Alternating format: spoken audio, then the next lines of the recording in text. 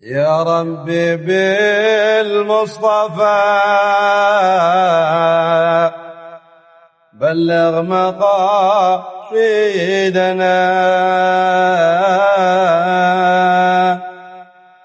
يا ربي بالمصطفى بلغ مقاصدنا واغفر لنا ما مضى يا واسع الكرم.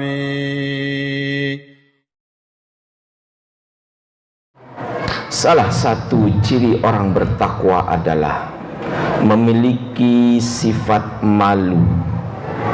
Sifat malu yang telah dititipkan oleh Allah Subhanahu wa ta'ala di setiap insan manusia.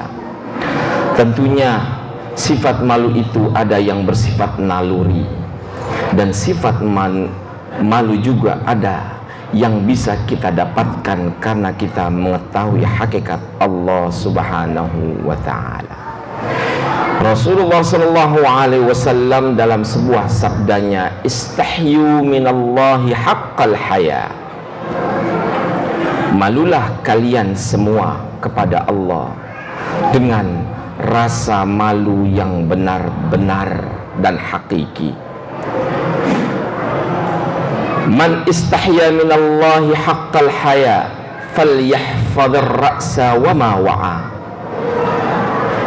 Siapa saja yang mempunyai rasa malu kepada Allah dengan rasa malu yang hakiki, maka seyogianya bisalah dia realisasikan rasa malu itu untuk menjaga kepala dan isinya dari segala pikiran-pikiran yang kotor. Wal yahfazul batna wa ma hawa. Orang yang memiliki rasa malu yang hakiki kepada Allah akan selalu menjaga asupan-asupan makanan dari yang bersifat haram dan syubhat. Maka perhatikanlah terhadap makanan-makanan yang kita makan, sehingga kita bisa menjaga rasa malu kita kepada Allah Subhanahu wa ta'ala. Lihatlah kepada seorang Asma binti Abi Bakar yang di saat dia membawa sebuah bawaan yang cukup berat, dibawa di atas kepala, bawaan kurma dan yang sejenisnya. Begitu berat rasanya bila seorang wanita mengangkat sebuah beban di atas kepalanya. Namun ketika Asma berjalan membawa bawaan yang berat, Rasulullah sallallahu alaihi wasallam dan sahabat-sahabatnya berjumpa dengan Asma binti Abi Bakar dengan mengendarai unta. Rasa malu yang dimiliki Rasulullah sallallahu alaihi wasallam, rasa iba dan kasih sayang kepada Asma binti Abi Bakar, turunlah baginda Rasulullah sallallahu alaihi wasallam dari untanya seraya berkata, wahai Asma, naiklah ke unta aku dan aku akan berjalan. Namun lihat kepada sifat malu Asma binti Abi Bakar yang berpikir panjang. Betapa malu aku ketika aku berjalan dengan banyak pria, lantaran si Asma binti Abu Bakar tahu sangat bahwa suaminya Zubair bin Awam sangat pencemburu. Ajakan Rasulullah SAW untuk menaiki seekor unta ditolak dengan penuh kelembutan. Terima kasih ya Rasulullah SAW. Melihat rasa malu, muka memerah Asma binti Abu Bakar, Rasulullah pun memahaminya. Bagaimana seorang wanita berjalan bersamaan dengan banyak daripada laki-laki dengan mengendarai unta. Berjalanlah dan pulang. Seraya Asma ketika berjumpa di rumahnya dengan suaminya pun menceritakan, Rasulullah barusan menawarkan aku untuk menunggangi untanya agar beban berat yang aku bawa menjadi ringan. Sang sahabat Zubair bin Awam pun menjawab, wahai Asma, sungguh bagiku Rasulullah lebih utama dibandingkan rasa malu yang engkau punya. Ketika ajakan Rasulullah bagiku begitu sangat mulia, karena Rasulullah memuliakan seorang wanita kapan dan di mana saja. Inilah rasa malu yang pernah diemban oleh Ali bin Abi Thalib ketika diperintah Rasulullah SAW untuk mengalahkan Amr bin Abdud di perang Khandaq. Atas izin Rasulullah dengan menggunakan pedang dan imamah Rasulullah, akhirnya Ali bin Abi Thalib pun berhasil menebas kepala musuh seorang kafir Quraisy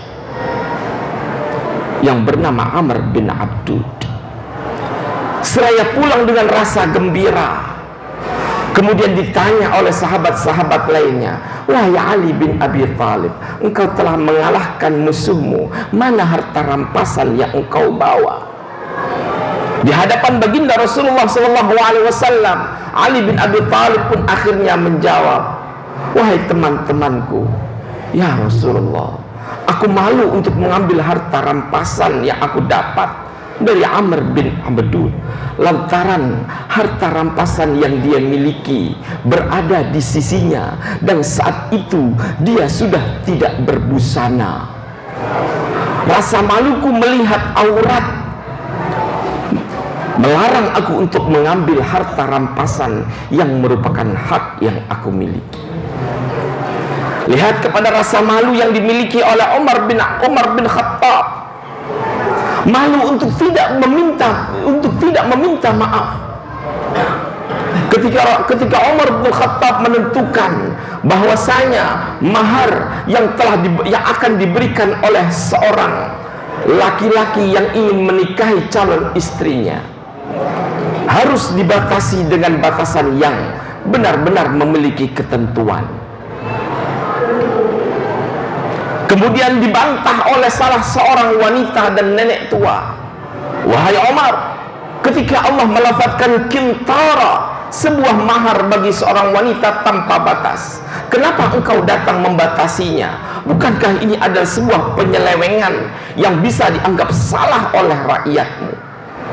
Di depan khalayak ramai, di depan seorang nenek, tanpa memperhatikan kedudukan dia sebagai seorang Amirul Mukminin, akhirnya Umar dengan lapang dada mengatakan, aku meminta maaf kepada kalian semua. Lihatlah sebuah rasa malu yang telah ditanamkan oleh Rasulullah SAW dan juga ditanamkan oleh sahabat-sahabatnya. Malu yang dirasa kita adalah bagaimana kita malu untuk melanggar perintah Allah Subhanahu wa ta'ala. Inna mimma adrakan nasu min kalamin nubuwatil ula idza lam tastahi fasna' ma syi'ta. Sesungguhnya ajaran pertama kali yang diajarkan, sebuah perkataan yang diajarkan oleh Allah kepada setiap para nabi, dari nabi pertama adalah ketika rasa kemaluan sudah hilang, ketika engkau tidak punya hati nurani, lakukanlah apa yang engkau mau berdasarkan syahwat dan hawa nafsumu. Jemaah sekalian, lihat kepada rasa malu sahabat Utsman bin Affan yang Rasulullah disaksikan oleh baginda Rasulullah SAW ketika Rasulullah sedang dalam keadaan terrebahan menggunakan pakaian yang ada batasnya. Datanglah Abu Bakar mengucapkan salam, seraya Rasulullah SAW dalam posisi rebahnya mengucapkan salam dan berkata, ma hajatuka wahai Abu Bakar, apa yang menjadi hajatmu saat ini? Kemudian datang setelahnya Umar bin Khattab mengucapkan salam, apa yang kau hajatkan? Kemudian dibicarakan. Namun ketiga kalinya ketika Utsman datang, Rasulullah pun terbangun seraya berkata, Aisyah, ambilkan bajuku yang bagus, ambilkan pakaianku yang bagus. Aku menghadap seseorang yang punya rasa malu yang sangat tinggi. Kemudian setelah pembicaraan antara Rasulullah dan Utsman bin Affan selesai, Siti Aisyah pun bertanya, ya Rasulullah, giliran Abu Bakar dan Umar engkau bersikap santai, Namun ketika Uthman, kenapa engkau tergopoh-gopoh memilih pakaian yang bagus?